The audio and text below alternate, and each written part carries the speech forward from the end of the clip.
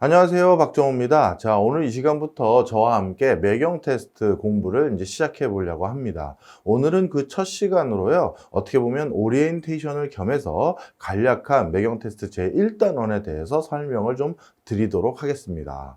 어떤 수험 생활이든지요. 그 수험 생활을 성공적으로 마무리하기 위해서는요. 처음에 내가 이 공부를 왜 해야 되는지에 대한 정확한 동기부여가 무엇보다 중요한 것 같습니다. 여러분들께서도 이미 많은 다양한 분야에서 온라인 학습을 통해서 수험 생활을 해보셨던 경험이 있으실 겁니다. 저 역시도 마찬가지인데요. 그런데 제가 예전에 학창 시절에 이런 온라인 컨텐츠를 바탕으로 공부를 했었을 때와 달리 지금은 이렇게 온라인 컨텐츠를 직접 제작해서 교수를 하는 그 과정에서 저는 여러분들이 도대체 어디에서 언제까지 수업을 들으셨고 주로 어느 시간대 수업을 들었는지를 간간히 볼 기회가 있습니다. 물론 개별적인 이름까지는 제가 알 수가 없지만 그래도 제 컨텐츠를 언제 1회부터 몇 강까지 들으신 분이 몇 분이나 계시고 주로 들었을 때 듣다가 중간에 멈추고 그만 듣는 부분은 무엇인지 이런 것들을 저도 잘 알아야지만 다음번에 더 좋은 컨텐츠 가지고 또 찾아뵙지 않겠습니까? 그런 차원에서 이런 통계들을 제가 마주칠 때가 있는데요. 그 과정에서 한 가지 흥미로운 사실은 이런 온라인 컨텐츠를 구매하신 분들이 1강부터 저 끝강까지 모두 완강을 전부 다 청취하신 분들이 생각보다 굉장히 적다는 데 있습니다.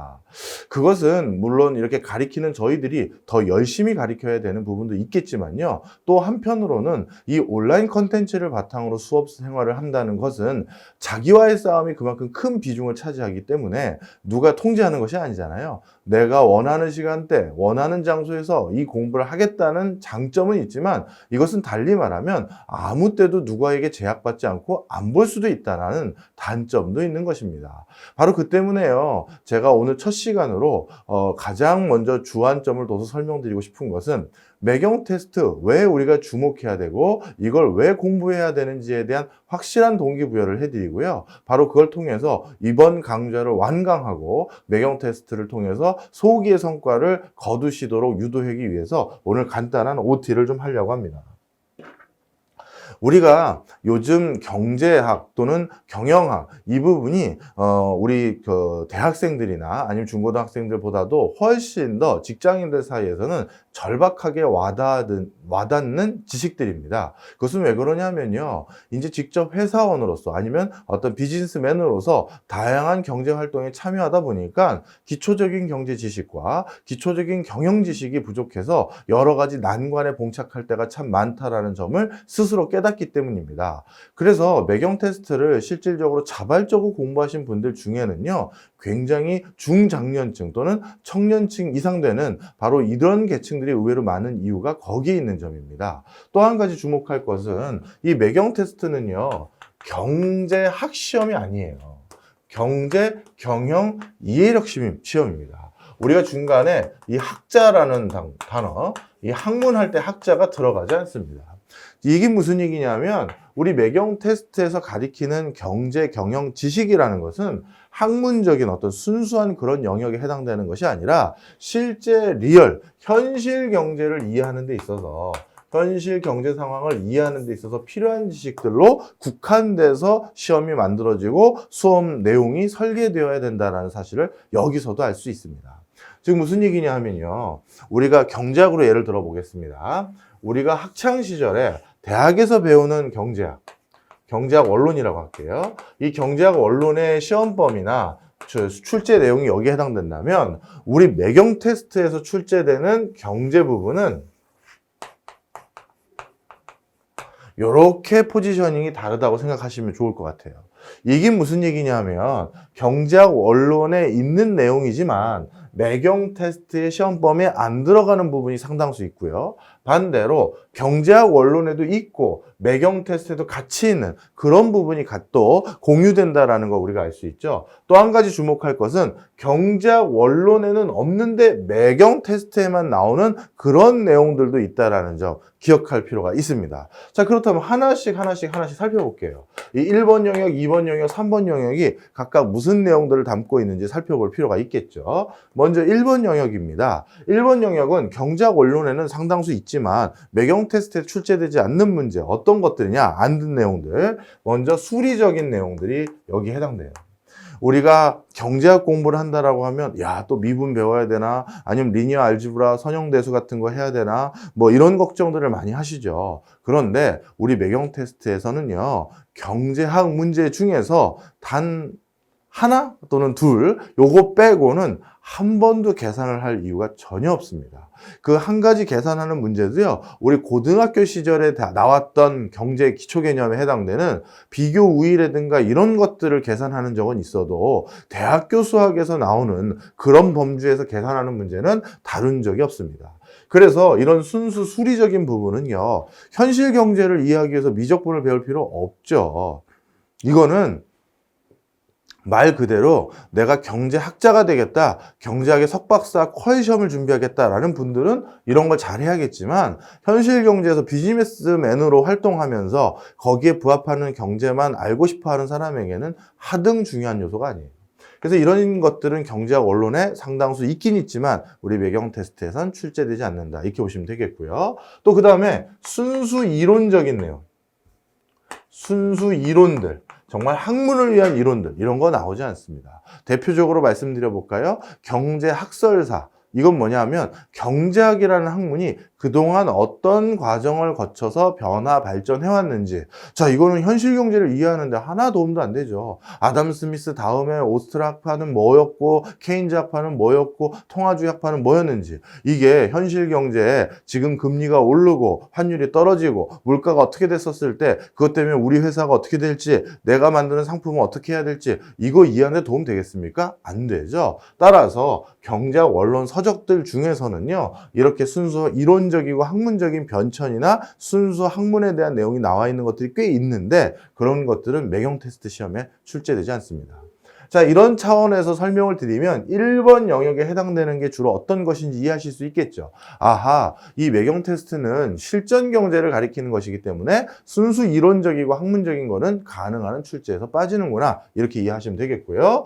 2번은 뭐겠습니까? 경제학 원론에 나와 있는 개념들 중에서 실제 경제 현실을 이해하는 데 도움되는 그런 이론들은 매경 테스트에 출제가 되는구나. 대표적으로 금리 변화, 환율 변화, 물가 변화, GDP란 내용은 무엇인지, 그리고 가격이 오를지 떨어질지는 어떻게 우리가 수요 공급곡선을 어떻게 그려서 설명할 수 있는지, 이런 것들은 얼마든지 매경 테스트에 출제가 되는 거죠.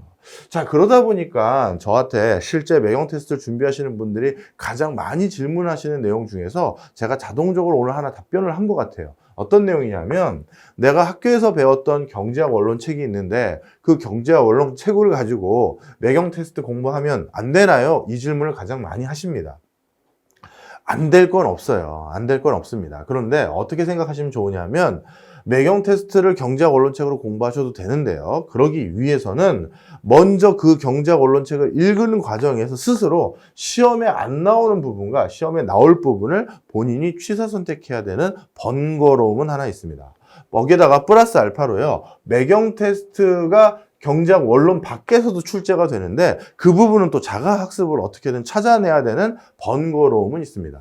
바로 그 이유 때문에 저는 뭐 굳이 꼭 이런 매경 테스트 전문 서적을 구매해서 이걸 바탕으로 꼭 수험 생활을 하라고 말씀드리진 않지만, 이런 수험 생활, 이런 수험 교재를 통해서 수업을 할 경우에는 그래도 나 스스로 번거롭게 필터링하고 이렇게 하는 과정에서 누락되는 부분을 최대한 막고 매경 테스트에 파인 튜닝 되어 있는 내용으로 공부할 수 있다는 장점은 분명히 있다, 이렇게 말씀드릴 수 있겠죠. 그 다음 또 한 가지 주목해야 될 것은 이 3번입니다.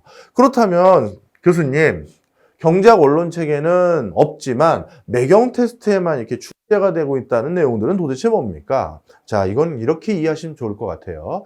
여러분들 현실 경제의 내용이 실제 우리가 교과서 상의 내용과 똑같습니까? 아니죠. 현실 경제가 교과서적인 이론 그대로만 구현된다면 얼마나 좋겠습니까? 하지만 실제로는 금리를 낮췄는데 소비, 투자, 고용이 늘어나지가 않네. 환율이 올라갔는데 오히려 수출이 더 잘 안 되네. 즉 현실 경제에서는 이렇게 이론상과 다른 현상들이 빈번히 목격되게 되어 있습니다. 자, 그렇다면 우리가 이해해야 될 건 단순히 교과서적인 내용일까요? 진짜 현실 경제일까요? 당연히 현실 경제예요.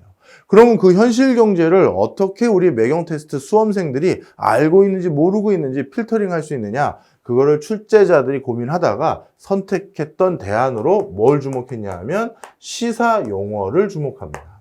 이 시사 용어라는 게 뭔가요? 요즘 전개되고 있는 특정 현상이나 내용들을 한 단어로 집약해서 제시하는 게 시사 용어라고 할 수 있을 겁니다.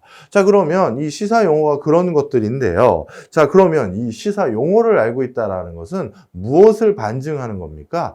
당연히 그 시사 용어가 담고 있는 함의를 내가 알고 있다는 걸 확인시켜 주는 거죠. 따라서 교과서적인 상황과는 전혀 다른 무엇인가 특이한 요즘 실제 사회 현상이 일어나고 있는데 이 현상에 대해서 정확하게 이해하고 있는지를 물어보는 제일 쉬운 방법은 바로 그 시사 용어 너 정확히 이해하고 있니? 이런 방식으로 물어볼 수가 있겠죠. 따라서 매경 테스트에서요. 실제 경영학 원론이나 경제학 원론 바깥에서 나오는 문제들이 뭔가요? 라고 물어본다면 이런 다양한 시사 용어들을 물어보고 있다. 이렇게 보시면 되겠습니다. 그리고 이런 시사 용어들은요, 단순히 경제학 원론이나 경영학 원론에서 교과서적인 어떤 상황에 대한 예외사항만 물어보는 것이 아니라 실제 요즘 사회 전반적인 이슈가 되고 있는 용어들도 같이 물어봅니다. 우리가 요즘은 경제활동을 하는 데 있어서 무엇보다 중요한 요소 중에 이해해야 될 중요한 요소 중에 하나가 바로 기술과 관련된 상황이죠. 요즘 우리가 인터넷 없이 회사 업무를 한다라든가 아니면 정보통신 관련한 기기 없이 회사 업무를 한다라는 거 불가능합니다. 따라서 대표적으로 이런 파트를 중심으로 해서 5G라는 것은 무엇인지 IoT라는 것은 무엇인지 이렇게 새로 비즈니스 환경을 구축하는 대표적인 경영경제 바깥에 이런 용어들도 같이 매경 테스트에선 간간히 출제가 되고 있다. 이렇게 보시면 되겠습니다. 바로 매경 테스트 시험 범위가 경제학 원론 또는 경영학 원론과 다른 부분은 여기에 있다라고 보시면 되겠죠. 자, 그러면 이렇게 지금 제가 좀 더 수험 생활을 쾌적하게 해드리기 위해서 경제학 원론과 우리 매경 테스트 시험 범위가 어떻게 다른지 설명을 해드리는 과정에서 우리는 자연스럽게 이 시험의 고유의 목적을 하나 확인할 수가 있습니다. 바로 뭔가요? 지금 현대인들에게 현대 사회에서 다양한 비즈니스 활동을 전개하면서 살아가는 이 사람들에게 필수적이고 이제 교양에 가까운 기초적인 경영경제 지식을 알고 있는지 물어보겠다. 바로 이 시험의 취지가 그겁니다. 그것도 학술적인 파트로 물어보는 게 아니라 실제 내용에 부합하게 알고 있는지 물어보겠다라는 게 바로 이 매경 테스트 시험의 취지죠. 바로 이런 취지에 크게 공감한 첫 번째 대상자들은 바로 우리나라의 대표적인 굴지의 기업들입니다.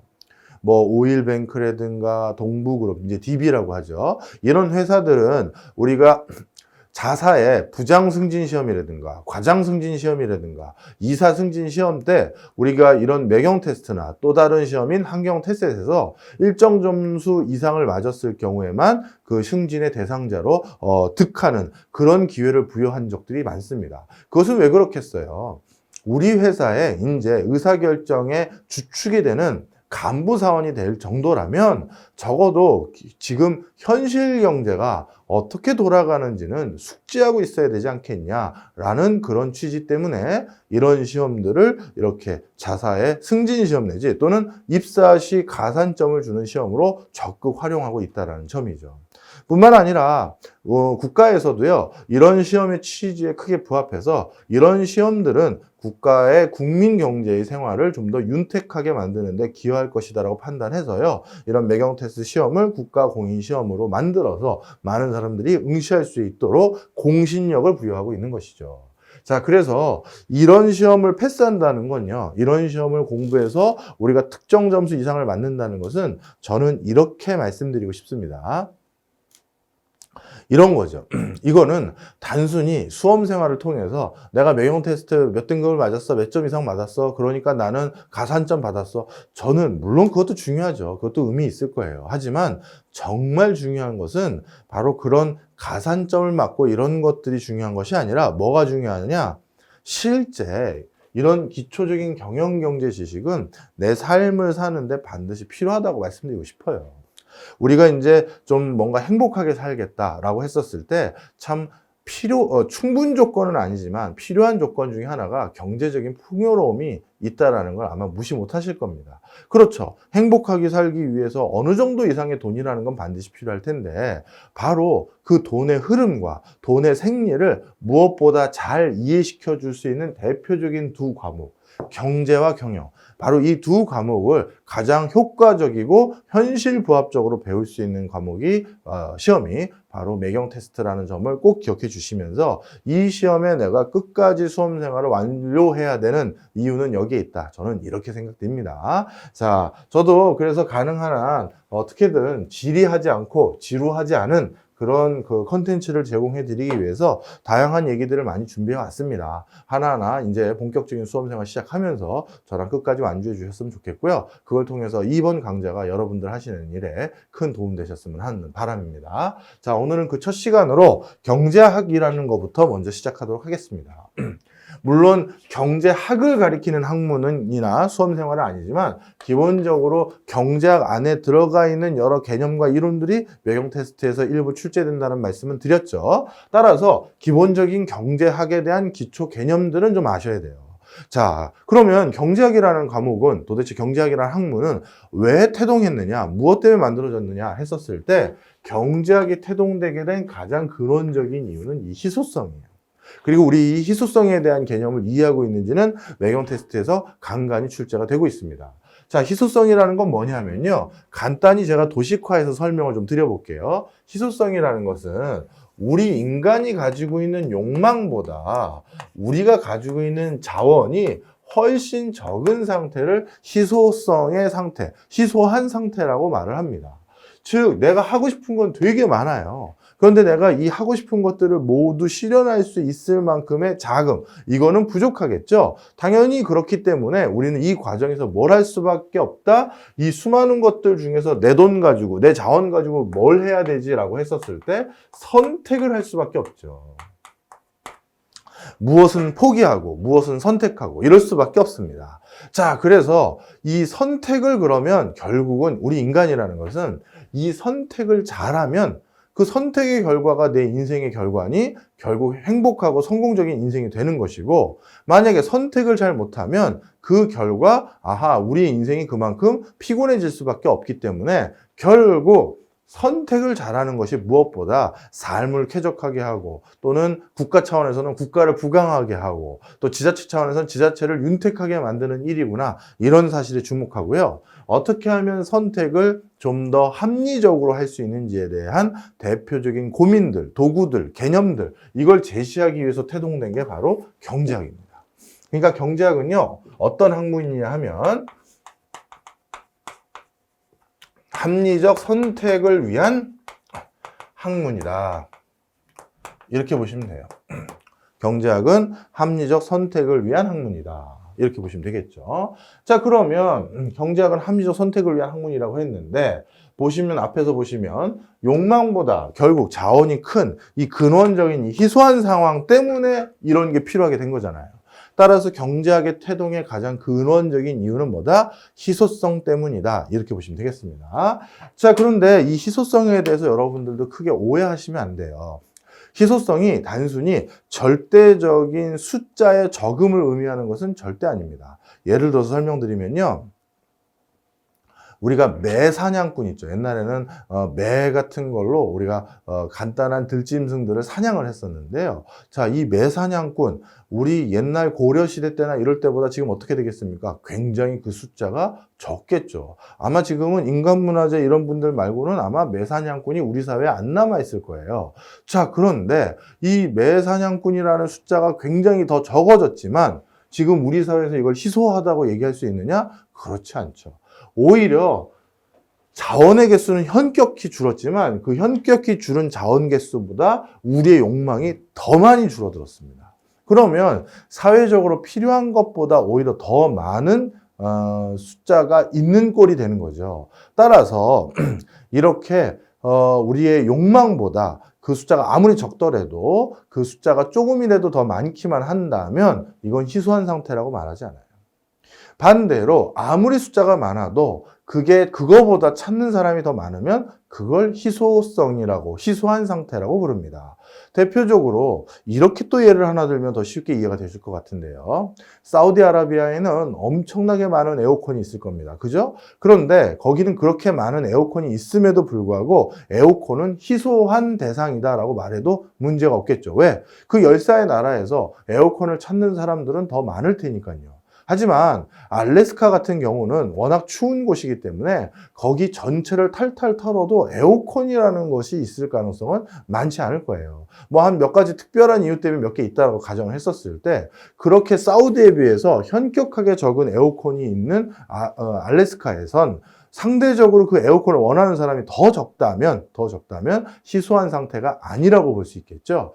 이처럼 희소하다 아니다라는 것을 판단하는 가장 중요한 기준은 절대적으로 그 재화나 서비스의 수치, 양이 아니라 상대적으로 욕망보다 더 적은 상태를 의미하는 거다라는 걸 꼭 기억해 주시기 바랍니다. 그러다 보니까 이 희소성이라는 걸 기준으로 해서요, 경제학에서는 경제학적인 담론의 대상인지 아닌지를 구분하고 있습니다. 그래서 그걸 크게 두 가지로 나누는데요. 자유재라는 것과 경제재라는 거예요. 자, 자유재는 뭘 말하는 거냐 하면요. 바로 값을 치르지 않고도 누구나 마음대로 쓸 수 있는 재화. 다른 말로 하면 희소하지 않는 재화라는 거예요.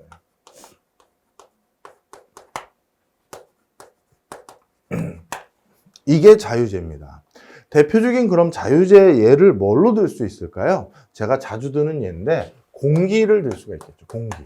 우리 마시는 공기요. 자, 우리 마시는 공기 한번 떠올려 보면 숨을 후 들였었을 때 어떻습니까? 후 들었었을 때 오늘 너무 많이 마셨는데 내일 마셔야지 이렇게 생각하시는 분 아무도 없죠. 그건 왜 그러냐 하면 내가 마시는 이 공기라는 건 무궁무진하기 때문에 내가 오늘 얼만큼 마셔야 되는지, 내일 더 마셔야 되는지, 아니면 그 먼 10년 뒤에 마실 양을 남겨줘야 되는지에 대해서 선택할 필요가 없어요. 고민할 필요가 없습니다. 그냥 마시면 되는 거예요. 즉, 그 이유는 뭐다? 희소하지 않기 때문이죠. 내 욕망보다 자원이 무한정으로 많다라는 확신이 있기 때문에 우리가 언제 어떻게 어떤 방식으로 소비할지를 선택하고 고민할 필요가 없죠. 따라서 경제적 고민의 대상이 아닌 자유재에 해당됩니다. 반대로 경제재라는 것은 희소성을 갖고 있어서 합리적인 선택을 논의해야 될 대상들이 바로 경제재죠. 쉽게 얘기해서 우리가 흔히 돈을 내고 지불해야 하지만 구매하거나 이용할 수 있는 것들이 모두 다 경제재입니다. 그렇기 때문에 이런 재화들은 지금 사용할 게 얼마, 나중에 사용할 게 얼마인 것들에 대해서 우리가 충분히 생각하고 판단하지 않는다면 거기에 대해서 굉장히 뭐라고 할까요? 유의미한 대답을 얻기가 어렵죠. 그러니까 즉 합리적인 선택을 하기가 어려워요. 그래서 이런 내용들은 철저히 경제학적인 고민의 대상이다라고 해서 경제재라고 부릅니다. 자, 그러면 자유재, 경제재가 무슨 의미인지 이해하셨죠? 자, 그런데 매경 테스트에서는 여기서 한두 가지가 더 개념이 더 나오는데요. 첫 번째 나오는 건 뭐냐면 자유재와 경제재는 항상 고정된 것이냐 이런 보기가 많이 출제됩니다. 자, 이건 무슨 얘기냐면요.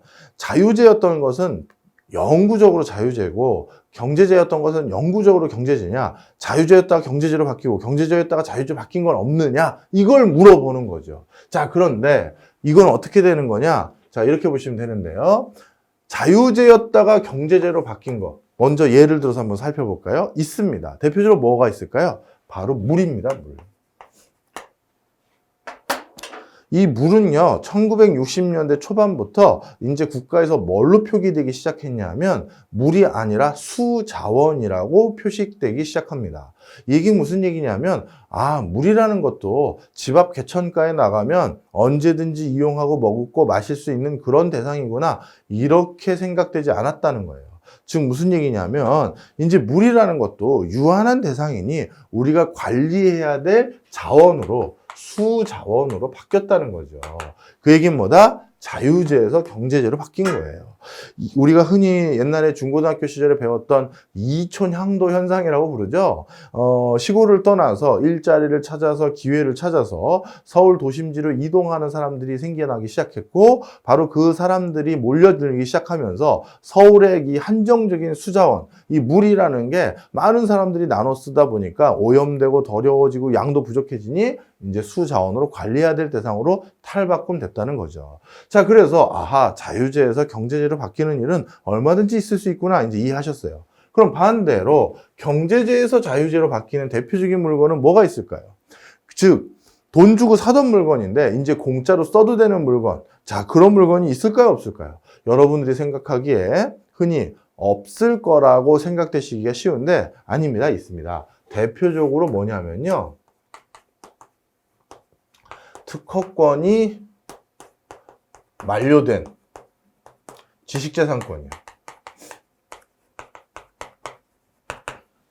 이게 바로 우리가 대표적인 경제재에서 자유재로 바뀐 내용이다, 이렇게 보시면 되겠습니다.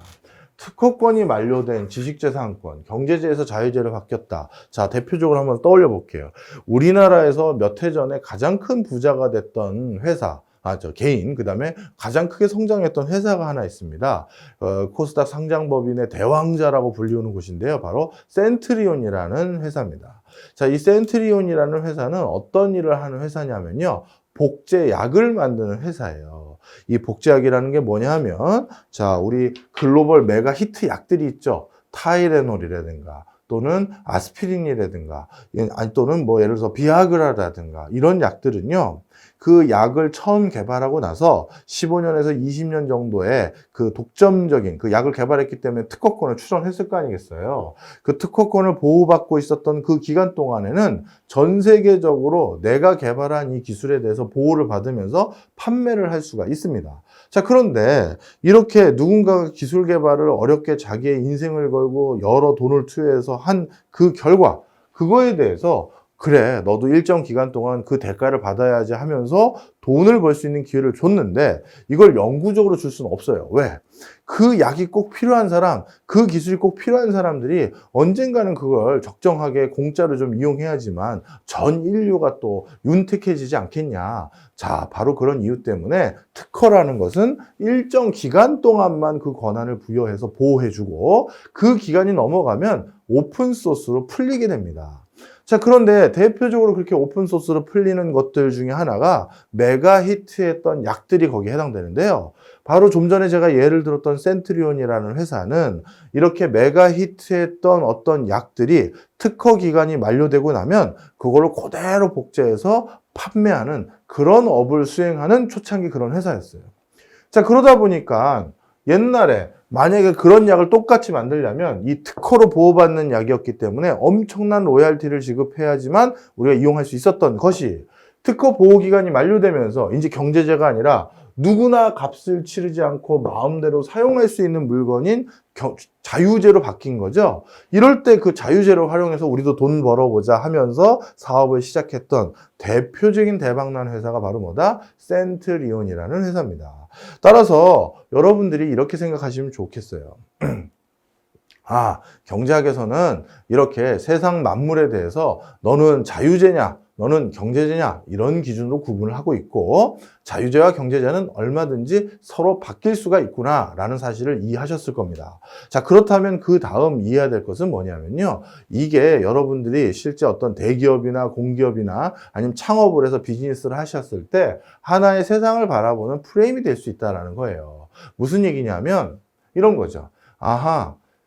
비즈니스 모델을 회사 측에 제시할 때 이렇게 해도 되겠구나. 한동안 자유재였는데 조만간 이게 돈을 주고 사야 되는 물건으로 탈바꿈 될 것 같으면 미리 그것을 선점해 놓고 기다렸다가 비즈니스를 하는 것도 돈이 되겠구나. 대표적으로 뭘까요? 생수산업이었겠죠. 옛날에 물을 돈 주고 사 먹는 사람들은 없었습니다. 그런데 이제 물을 돈 주고 사 먹는 세상이 오겠구나 판단이 됐다면 대표적으로 생수 자원 중에서 지하수가 좋은 명당을 차지해 놓고 그거 개발권을 확보한 다음에 그걸 바탕으로 경제재로 바뀌었을 때 적지 않은 돈을 벌 수도 있었겠죠. 또 한 가지는 경제제였다가 조만간 자유제로 풀릴 게 뭘까? 나는 그런 걸로 사업을 해봐야지 하면서 새로운 비즈니스 모델을 구축하실 수 있을 거예요. 대표적으로 출판업 중에서도 이런 게 있는데요. 신인 작가들이나 기성 작가들에게 새로운 소설 좀 써주십시오 라고 해서 그걸 책으로 낼 경우에는 그분들에게 저작권료를 지불해야 됩니다. 그런데 이미 메가 히트해서 우리가 저작권 자체가 소요가 만료된, 권한이 만료된 것들을 출판한다. 대표적으로 섹스피어의 작품이라든가 톨스토이의 작품을 출판한다라고 한다면 이거는 원 저작자뿐만 아니라 유가족들에게 돈을 지급할 필요가 없죠. 따라서 그런 방식으로 우리가 사업을 구축할 수도 있겠어요. 따라서 우리 매경 테스트에서 나오는 이런 개념 하나하나가 어떻게 보면 단순히 이론적인 개념이라고 절대 생각하시면 안 되고요. 이런 관념들 속에서 세상을 바라보는 프레임이 생기고 그것 때문에 새로운 비즈니스 모델을 들고 오든지 회사에 어떤 혁신을 부과할 수 있기를 기대하는 게 이 시험의 가장 큰 취지다. 이렇게 보시면 되겠습니다. 자, 그 다음에 또 한 가지 밑에 나온 거 한번 해드릴게요. 경제학 공부를 하시다 보면 이 한계라는 단어가 참 많이 나옵니다. 그죠? 그럼 이 한계라는 단어를 어떻게 이해해야 되는지 고심이 되실 텐데요. 이건 이렇게 보시면 될 것 같습니다. 이 한계라는 단어는 특정 경제 행위를 한 단위 더한다라는 뜻이에요. 한 단위 더한다는 뜻. 예를 들어서 특정 경쟁을 한 단위 더 한다는 거 저한테는 이럴 수 있겠죠. 어디 강의를 한 번 더 가야지. 이게 될 수도 있고요. 아니면 예를 들어서 제가 커피숍에서 아르바이트를 한다라고 한다면 제가 커피 한 잔을 갖다 파는 거, 한 잔 더 만드는 게 특정 경쟁을 한 단위 더 한 거라고 할 수도 있겠죠. 물론 나름대로 그 분야마다 특정 경제 행위를 한 단위 더했다라는 것을 어떤 식으로 계측하느냐의 차이는 있겠습니다만 하여튼 관념적으로 한계라는 단어는 그 경제 행위를 한 번 더 할 때 이런 의미다 이렇게 보시면 됩니다. 자, 그렇다면 한계 비용은 뭐겠어요? 바로 그 경제 행위를 한 단위 더 할 때 들어가는 비용을 말하는 것이고요. 한계 수익은 뭐겠습니까? 그 경제 행위를 한 단위 더 했을 때 벌어들이는 수익을 말한다 이렇게 보시면 되겠습니다. 자, 그러면 한계 비용과 한계 수익이 이제 각각 무슨 얘기인지 이해하셨으니까요. 이걸 바탕으로 좀 설명을 드려보면요. 자, 한계 비용은 어떤 내용이다? 특정 경제 행위를 한 단위 더 할 때 들어가는 비용이니까 좀 전에 제가 말씀드렸던 우리가 커피 한 잔을 만드는 행위라고 따져봤었을 땐 이렇게 볼 수가 있겠죠. 제가 커피숍에서 일을 하면서 커피 주문을 받았어요. 그러면 알겠습니다. 고객님 여기 아메리카노 하나 더 있습니다라고 아메리카노 딱 하나를 더 만들 때 들어가는 물값, 전기료, 알바, 인건비, 그 나중에 컵 닦아야 되는 세탁비 이런 게 거기 다 들어가겠죠. 바로 그 비용, 그게 한계 비용, 커피 한 잔을 더 만들 때 들어간 비용이다 이렇게 보시면 되겠습니다. 자, 그러면 한계 수익은 그 경우에 뭐가 될까요? 제가 커피 한 잔을 만들어 넘기는 대가로 받게 되는 돈, 그게 바로 한계 수입이 될 겁니다. 그죠? 따라서 한계 수익과 한계 비용은 바로 그런 얘기구나. 이렇게 보시면 되겠고요. 이거를 반드시 수치화할 수 있는 금액으로 환산되지 못하는 내용들도 있을 거예요. 우리가 경제활동을 하는 데 과정에서 제일 중요한 건 만족감이죠. 정서적인 부분입니다. 따라서 이 정서적인 부분까지 고려 안 하고 우리가 경제활동을 설명하기는 어려운데요. 바로 그러면 한계 효용이라는 개념이 또 필요하겠죠. 무엇인가 경제활동을 한 단위 더 했을 때 효용, 그 한 단위 더함으로 인해서 얻게 되는 만족감의 증가분이 바로 한계 효용이라는 것입니다. 그래서 경제학은 바로 이런 개념들을 바탕으로 경제활동을 가장 최적화돼서 할 수 있는 어떤 뭐랄까요, 정도를 도출할 수 있게끔 도와줬는데요. 한번 예를 들어 보겠습니다. 우리 어떤 경제 행위를 한 단위 더하면 그것으로 인해서 우리가 한계 비용을 MC라고 통상적으로 부르고요. 마지널 코스트라고 해서요. 한계 수익은 MB 또는 MR이라고 합니다. 레비뉴를 붙여가지고요. 자, 그러면 우리가 어떤 경제 행위를 한 단위 더 할 때 당연히 그 경제 행위를 하는 과정에서 들어가는 비용이 있겠죠. 그걸 MC라고 할 것이고요. 당연히 그 비용을 치러서 우리가 경제 행위를 했었을 때 얻게 되는 수익이 있을 겁니다. 자, 그런데 이 비용보다 이 수익이 더 크다면 우리는 이 경제 행위를 한 단위 더 해야겠어요? 말아야겠어요? 당연히 해야죠. 내가 그 경제행위를 한 단위 더해서 치르는 대가보다 그걸 통해서 얻는 이익이 더 크다면, 편익이 더 크다면 당연히 이 행위는 해야 됩니다. 그죠? 그런데 반대로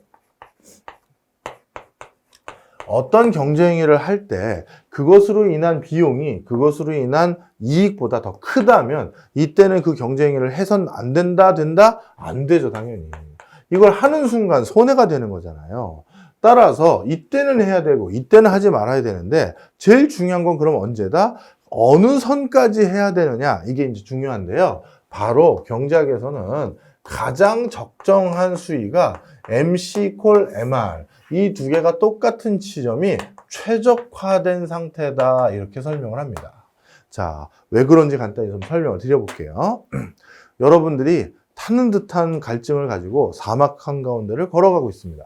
자, 이렇게 걸어가고 있는 상황에서 갑자기 그 사막 한가운데 오아시스 밑에서 좌판을 깔고 콜라를 팔고 있는 아저씨를 만났어요.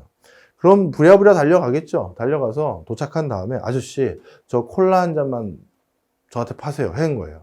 그러면 마트에 가면 아니면 일반적인 편의점 가면 콜라 한 캔 해서 예를 들어서 1,000원이라고 했었을 때 그럼 이게 1,000원 정도 나오는구나 이렇게 생각할 수 있는데 자 그런데 거기 사막 한가운데에서 아저씨가 폭리를 취하는 거예요. 3,000원 그러는 거예요. 자 그런데 처음에 어떻게 된다? 아 그깟 3,000원 내고서라도 내가 3,000원 비용이니까 이쪽에다 써야겠네요. 3,000원 내더라도 내 이 타는 듯한 목마름을 해결하면서 그것으로 누리게 되는 편익은 10,000원 이상 값어치가 있지 이렇게 생각을 했다고 치었을 때 당연히 이때는 그 콜라 한 잔 마셔야겠죠. 그죠? 왜? 거기에 투여되는 비용보다 편익이 크니까요. 그래서 한 모금 했어요. 그랬더니 일단 급한 갈증 끝냈는데 아직도 갈증이 남아있어요. 그런데 이 두 번째 갈증은 처음 갈증보다 좀 갈증이 풀렸다 보니까 이제는 얼마까지 낼 생각이 있었냐면 5,000원까지 낼 생각이 있어요. 그런데 아직도 콜라 가격은 3,000원이니까 어떻게 해야 되겠습니까? 당연히 한 잔 더 주세요. 한 병 더 주세요. 이렇게 되는 거죠. 자, 그렇게 한 병 더 마셨어요. 그랬더니만 이제 갈증이 어느 정도 풀려서 이제 콜라 한 잔에 더 낼 생각이 있는 거는 3,500원 정도 돼요. 자, 그래도 어떻게 되겠습니까? 3,500원까지는 낼 생각이 있었는데 콜라가 아직까지 3,000원이니 오케이, 이것까지 마시겠죠. 그래서 이것까지도 콜라를 사서 마십니다. 그랬더니 콜라를 3병이나 들이켰더니만 어떤 일이 생겼느냐? 이제 배가 나오기 시작하고 아주 포만감만 있고 아유, 이제는 갈증도 다 풀렸다. 그럼 어떻게 되느냐? 아저씨가 그러는 거예요. 아유, 콜라를 되게 좋아하시나 봐. 그럼 콜라 하나 더 할래? 라고 했는데 역시 콜라 한 잔 더 하려면은 3,000원 내야 되는데 이제는 내가 그 콜라 기껏 마셔봤자 배만 부르고 갈증도 다 풀려가지고 2,000원이 뭐예요? 1,000원 정도밖에 내가 만족감을 못 누린다고 생각해 보겠어요. 그러면 이때는 사야겠습니까? 안 사야겠습니까? 당연히 사서는 안 되죠. 그죠? 따라서 결국 이 상태에서는 계속 구매해야 되고 이 상태에서는 구매하지 말아야 되니 이 상태에서 이 상태로 넘어가기 직전에 어떤 부분이 생기겠습니까? 이게 계속 컸다가 계속 줄어들면서 어느 순간인가 이게 딱 똑같이 될 때가 있겠죠? 바로 그래서 이때는 계속 구매해야 되고 아니면 계속 그 경제행위를 해야 되고 이때는 그 경제행위를 하면 안 되니 그 가장 최적화된 경제행위의 맥스는 이 두 개가 똑같아지는 지점까지만 하면 되더라 라는 결론을 이제 경제학에서 도출한 것이죠. 이거를 한계 균등의 법칙이라고 부릅니다. 경제 활동을 가장 최적화되게 할 수 있는 수위가 어느 정도 수위인지를 설명해 주는 내용이죠. 자, 그래서 MC, MR 그러니까 한계 비용, 한계 수입은 무엇인지를 이제 이해를 하셨을 텐데요. 그럼 요것도 이제 관념적인 내용 아닌가요? 이것도 실제 비즈니스 현장에서 필요한 개념인가요? 이렇게 생각하실 텐데요. 정말 필요한 개념입니다. 이건 대표적으로 제 개인적인 에피소드를 좀 드릴게요. 예전에 설날 때 조카가 저희 집에 놀러 왔었어요. 그래서 제가 반가워서 야, 너 이번에 기회 어렵다는 취업도 했다며 축하한다 하면서 옷이나 한번 해 입어라. 그런데 좀 보태 하면서 사비돈으로 좀 얼마를 줬습니다. 이걸 주고 나서 걔하고 이제 대화를 잠깐 나눴어요. 그랬더니 그 친구가 그 당시 입사한 곳이 현대백화점이었는데 그래서 현대백화점에서 무슨 일 하니? 그랬더니 MD 역할을 한대요. 제품 이제 뭐 판매 홍보하는 쇼케이스 만들고 그런 일을 주로 한다고 하더라고요. 그러면서 갑자기 그 조카가 얘기하는 게 삼촌, 그런데 궁금해서 그러는데요. 얼마 전에 우리 MD 부서의 부장님이 이제 내년부터는 다양한 신제품들이 우리 그 백화점에서 더 많이 홍보를 해야 될 상황인데 도대체 기존 제품과 신규 제품의 매장 크기를 어느 정도로 하는 게 적합한지에 대해서 나름대로 방법론들을 찾아와 봐라 라고 하면서 어떤 숙제를 주셨대요. 그걸 어떻게 하면 좋을까요? 라고 하면서 저한테 반문하더라고요. 자, 그래서 제가 그때도 불현듯 먼저 생각난 게 이거였습니다. 여러 방법들이 있지만. 자, 백화점 한번 떠올려 볼게요. 백화점에서 어느 매장 사이즈를 결정하는지에 따라서 3평짜리 매장으로 할지 10평짜리로 할지에 따라서 그거에 따른 비용이 발생하고요. 그거에 따른 수익이 발생합니다. 먼저 비용이라는 건, 특히 그 중에서 한계 비용이라는 것은 백화점 매장을 한 평 한 평 넓힐 때마다 그것 때문에 추가적인 임대료를 더 내야겠죠. 그렇지 않습니까? 5평 임대한 사람과 10평 임대한 사람은 어떻게 똑같이 볼 수 있어요. 그래서 백화점 매장을 한 평 한 평 넓힐 때마다 그것으로 인해서 추가적으로 더 내야 되는 임대료, 그게 바로 뭐다? 백화점 매장을 한 단위 추가할 때마다 들어가는 비용이니 한계 비용이 될 거예요. 그죠? 자, 그러면 이렇게 한 평 한 평 넓힐 때마다 한계 비용을 지불하면서 추가적인 돈을 내는데 그 과정에서 생기는 한계 수익은 뭘까요? 당연히 매장의 매출이 올라가는 거죠. 자, 이렇게 보시면 되겠습니다. 처음에 요만큼의 사이즈로 매장이 돼 있을 때는 에스컬레이터를 타고 그 층에 올라갔었을 때 그 매장이 어디 있는지 눈에도 잘 안 띌 거예요. 눈에도 잘 안 띄니까 그 매장까지 손님들의 발걸음이 잘 이어지지 않고 따라서 매출도 미비했을 겁니다. 그런데 백화점 매장을 한 평 한 평 넓힘으로써 에스컬레이터를 타고 그 층에 딱 올라오면 그 매장이 커다랗게 보여요. 그러면 거기 그 매장, 큰 매장으로 발걸음을 걷는 고객의 숫자가 예전보다 늘어날 것이고 당연히 그 과정에서 매출도 어느 정도 또 늘어나겠죠. 따라서 한계 수입이라는 것은 이 백화점 매장을 한 평 넓힘으로 인해서 추가적으로 더 많이 벌게 되는 매출액, 이렇게 보시면 되겠죠. 자, 그러면 어떤 일이 생기느냐? 매장을 처음에 한 평 한 평 넓힐 때마다 초창기에는 그것을 넓히는 과정에서 들어가는 비용보다 넓힘으로 인해서 추가적인 매출이 올라가는 그 효과가 더 클 거예요. 이렇게 될 때는 어떻게 합니까? 계속 백화점 매장을 넓혀야죠. 이걸 계속 이렇게 넓히다 보면 어느 순간은 어떤 일이 생기냐면 이제 그 백화점 층에는 그게 꽉 차지하고 있고요. 그게 꽉 차지하는 과정에서 더 이상 이제 한 평 더 넓힘으로 인해서 거기 그 한 평 때문에 소비자들이 거기까지 발걸음을 오게 해서 그걸로 매출이 올라가는 효과가 이제 상대적으로 미비해지는 시점이 오겠죠. 이미 그 층을 거의 다 차지했으니까요. 자, 그렇다면 어느 순간쯤 되면 그거 한 평 넓힘으로 인해서 치르는 임대료보다 거기로 인한 수익이 더 적어지는 시점이 있을 거예요. 그러면 이 지점에서는 계속 매장을 크게 늘렸다가 바로 이 지점이 되기 직전인 어떤 상황? 요렇게 리콜가 된 딱 그 상황에서 우리 회사의 신제품의 매장 크기는 딱 요렇게 되는 요 지점으로 하는 게 적합해 보입니다. 이렇게 해도 우리가 얼마든지 합리적으로 매장 크기를 도출할 수 있다는 거죠.